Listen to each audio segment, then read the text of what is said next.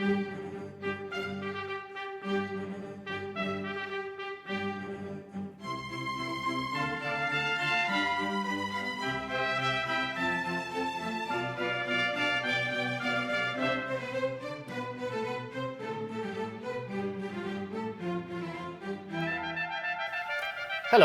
my name is Mariusz.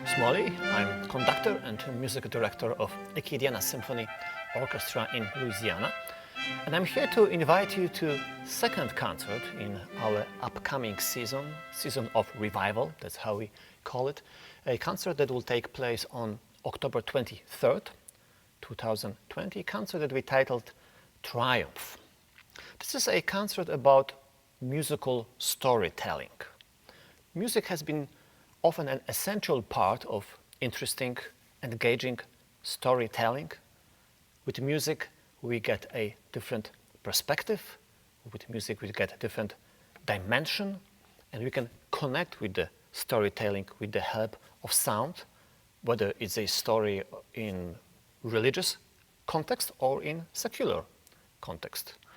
For example, a very well-known story of Jesus Christ, titled Messiah, was put to music by great Baroque composer George Frederick Handel, and is extremely popular ever since.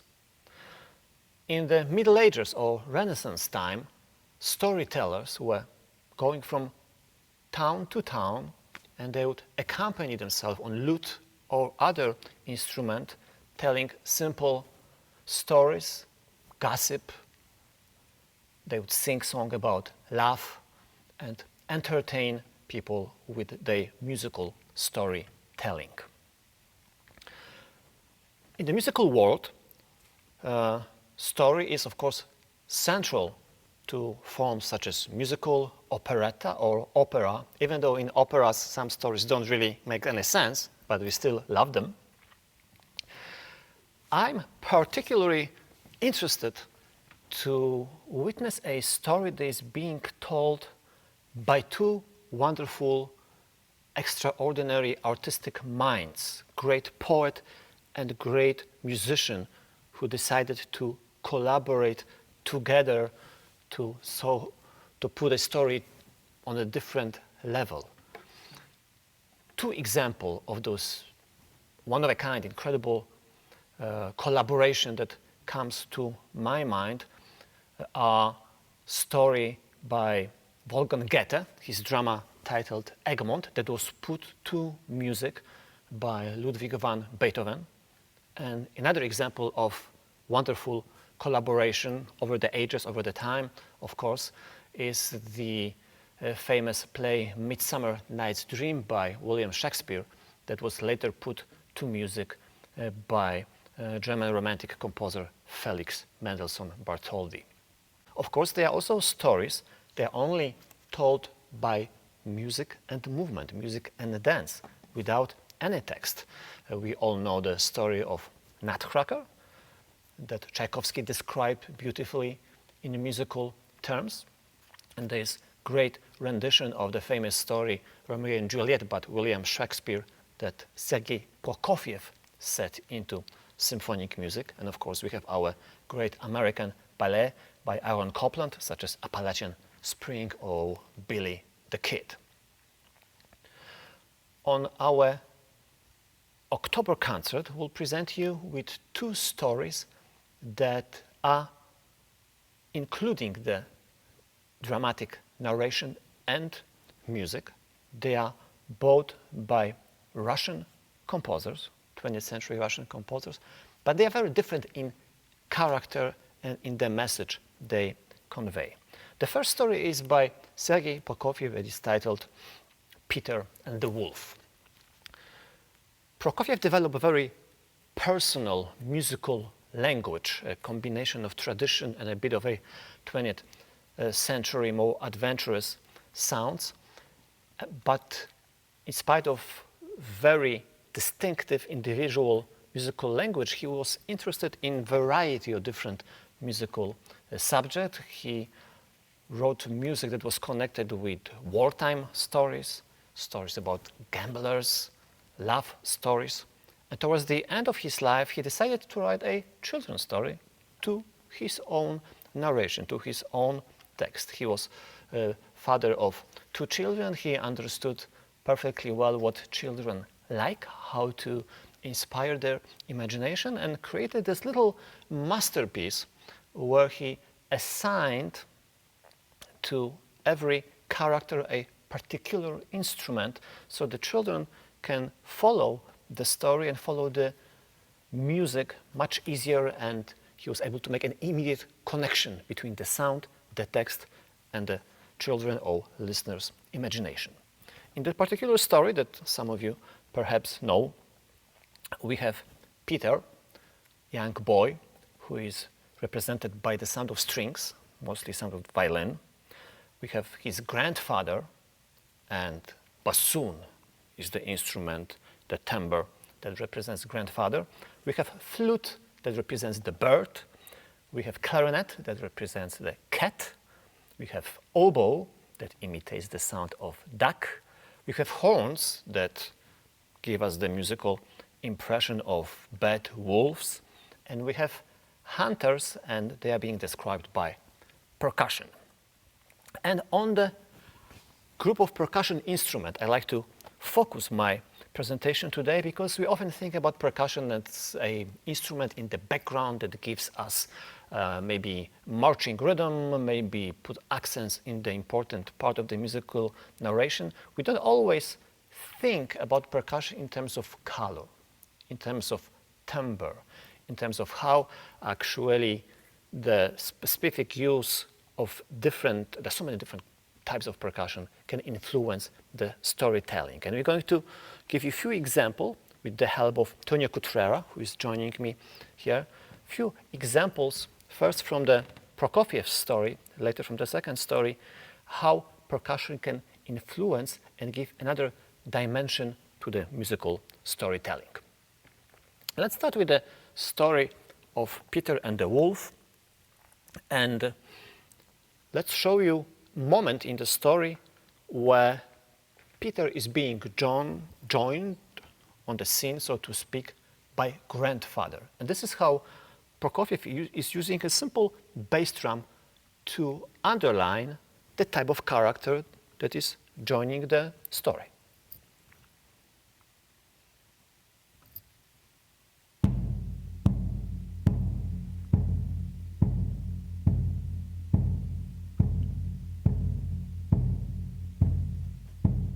The timbre and the color tells us a lot about who is entering the scene and what type of character we are dealing with. Next, let's see how Prokofiev is using another percussion instrument to create a sense of suspension, sense of danger, sense of anticipation of something that perhaps is not very friendly.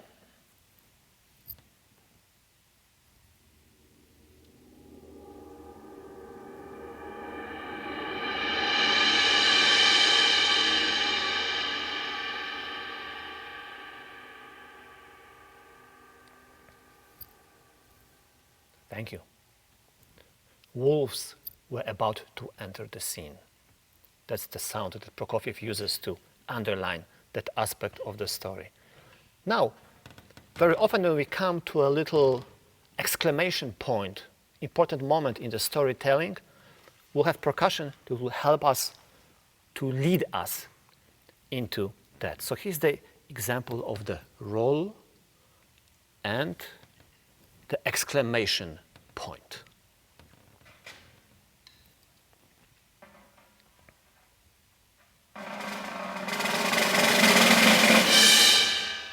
Anticipation, exclamation point. Now let's listen how Prokofiev is elaborating with percussion in the musical terms the moment when Peter is watching birds flying up in the air.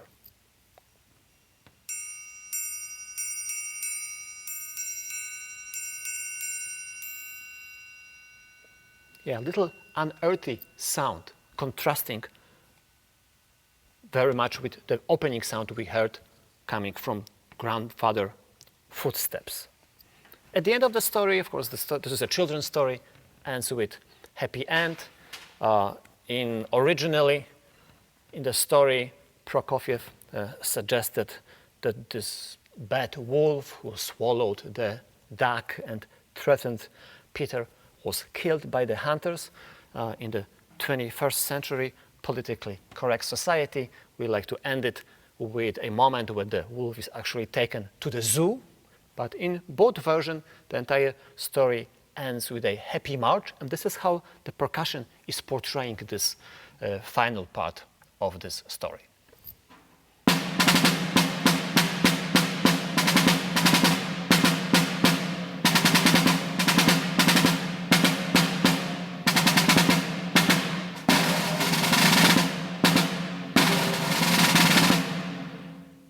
Thank you. Let's move now to our second story, which is not a children fairy tale by no means.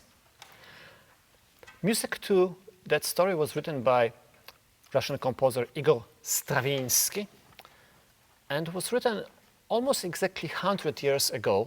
And is interestingly how things come to a full circle. We are presenting that type of concert with a small instrumentation because of the current pandemic and necessity to sort of limit our forces in order to present those concerts. And the reason that Stravinsky wrote that very piece were exactly the same. It was year 1918, and of the First World War, nobody had resources to produce big ballets, big presentation, as Stravinsky did at other times. So he wrote this music for a small ensemble. Then he was about to go on the large concert tour to present it and hopefully create some income for himself and the musicians. And we had a pandemic, Spanish flu, so-called Spanish flu that overtaken Europe and other parts of the world in 1918, 1919, prevented Stravinsky from really presenting the work to a wider audience. Now we are 100 years later, 100 plus years later, and we are in the same situation.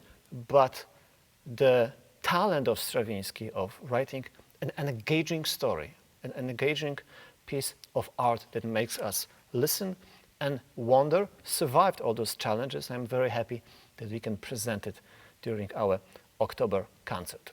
The text to this story, titled Soldier's Tale, was written not by Stravinsky himself, but by a Swiss author by the name of Charles Ferdinand Rasmus. It is a story about a soldier. We are at the end of the World War I, so soldier's story are very much on the mind of everybody. Soldiers that happen to be walking down the road. He stopped to play a fiddle, and sort of in this Faustian twist, he comes upon a devil. And the devil, in disguise, offers him a book that will tell him the future in exchange for violin.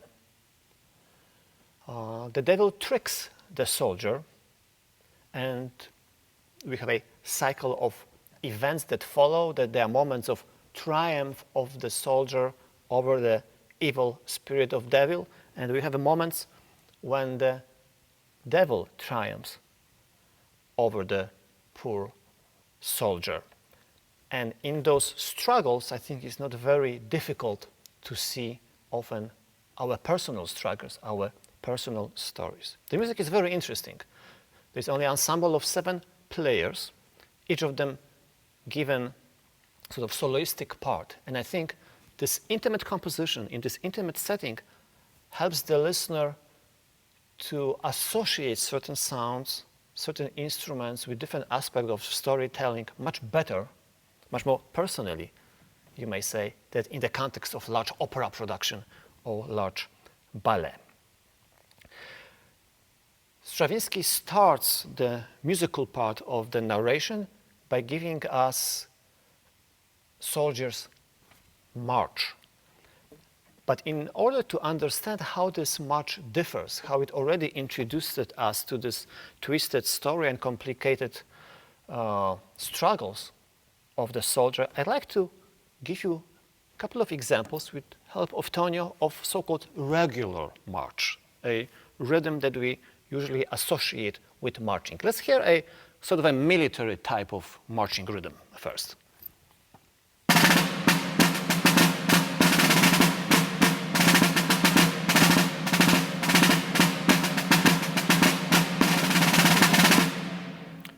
Thank you. We can easily imagine a brigade of soldiers marching down the field or marching down the street on the parade, for example. Now, how about a little bit of a Dixieland type of march?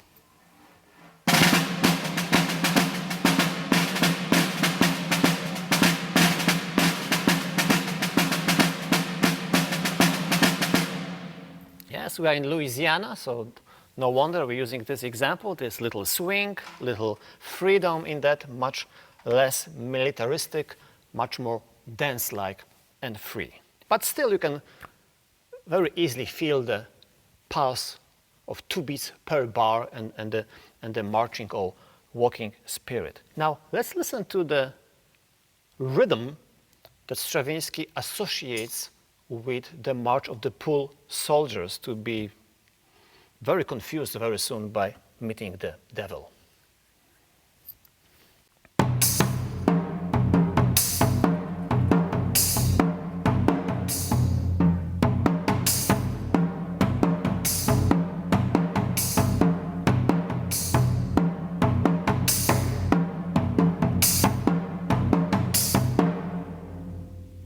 Yes, a very different type of marching rhythm, showing us much more complicated surroundings, or maybe something that already plays in the soldier's heart and his mind. I hope you also noticed that in this march we don't have a single drum, we have a variety of different drums and colors to give another dimension to this marching rhythm. A lot of the story evolves later around different types of dances. And here's an example of very strange and interesting tango rhythm that the percussion is being used to describe sort of underneath the main melody. Let's listen to this rhythm.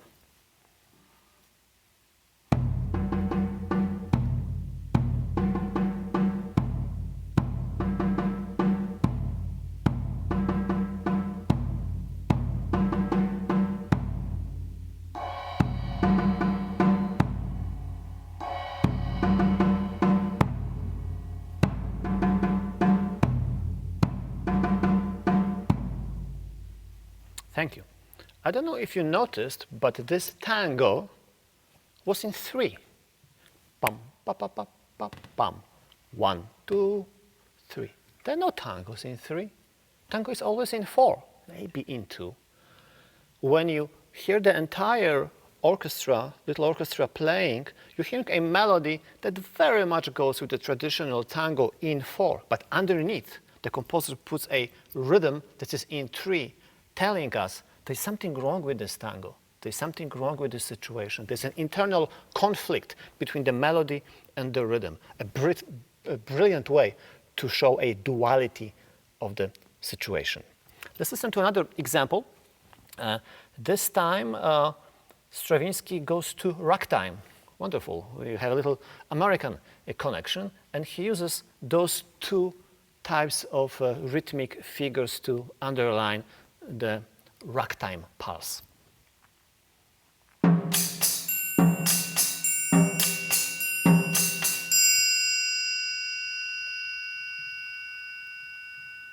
That was sort of a regular, simple ragtime that any composer could write, but let's listen how it develops and what we hear in the second part of the same section.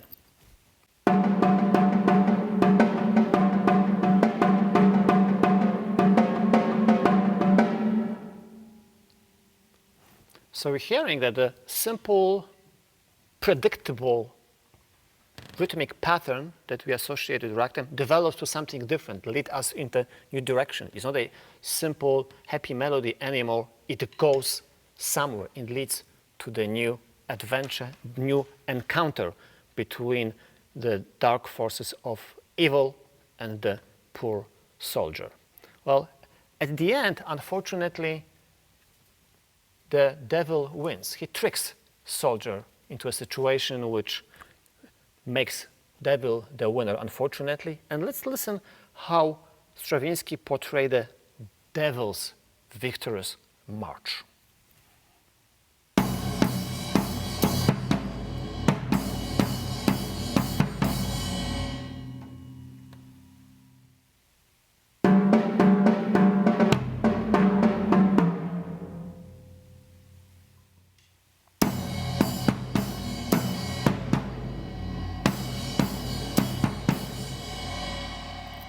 So our composer underlines the terrifying and dark aspect of the devil's victory. I think what this story will leave us with, it will not leave us with very direct, simple conclusions. I think will make us think and wonder, and hopefully the music will contribute to our comprehension and understanding of what the author and the composer are trying to tell us. I'm going to read to you 4 questions instead of answers that I found and I personally believe describe what the conclusion of that storytelling is. First thought, why do we yearn to add what we once had to what we've got? Second, why do we turn from what we are to what we were when we cannot? The third, why not account our joys twice blessed with each new day begin? And the final one, why having some, we seek to have it all, then find that we have none?